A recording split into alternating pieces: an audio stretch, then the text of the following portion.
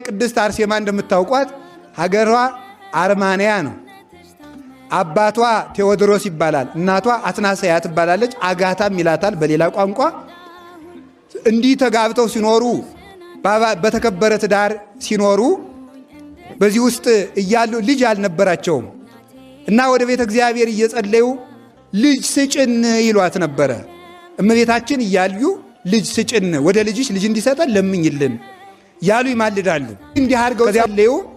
በሊቀ ጳጳሱ ጸሎት ቅድስት አርሴማን አምላከ ቅዱሳን እግዚአብሔር ጥያቄያቸውን ሰምቶ መለሰላቸው፣ ሰጣቸው። ቅድስት አርሴማን እንዲህ ከተወለደች በኋላ አሳደጓት። ብሉያትን ሐዲሳትን እያስተማሩ አሳደጓት። 12 ዓመት ሲሞላት ባላጩላት። እሷ አላገባም ማለች። ሰርጉ ተደረገ። ድንግልናዋን ጠብቃ ወደ ደብረ ደናግል ገብታ በደናግል ቦታ እየተጋደለች እየጸለየች መኖር ጀመረች።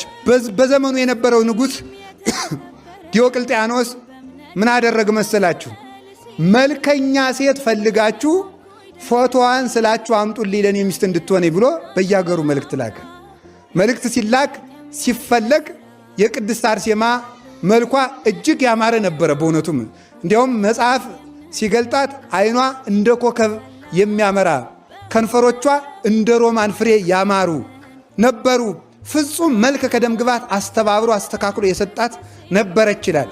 መስቀሉን ተሸክማ ክርስቶስን ስትገልጥ ከቆየች በኋላ በዛሬው ዕለት በሉ እንግዲህ ከሷ በፊት ሌሎች ደግሞ 72 ሰማዕታትም ፈጅቷቸዋል።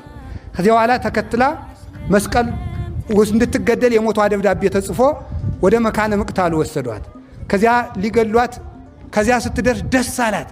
ፈጣሪ ኢየሱስ ክርስቶስ ሆይ ሩጫዬን እንዲጨርስ ስለረዳኸኝ አመሰግንሃለሁ፣ መከራህን ስላሳ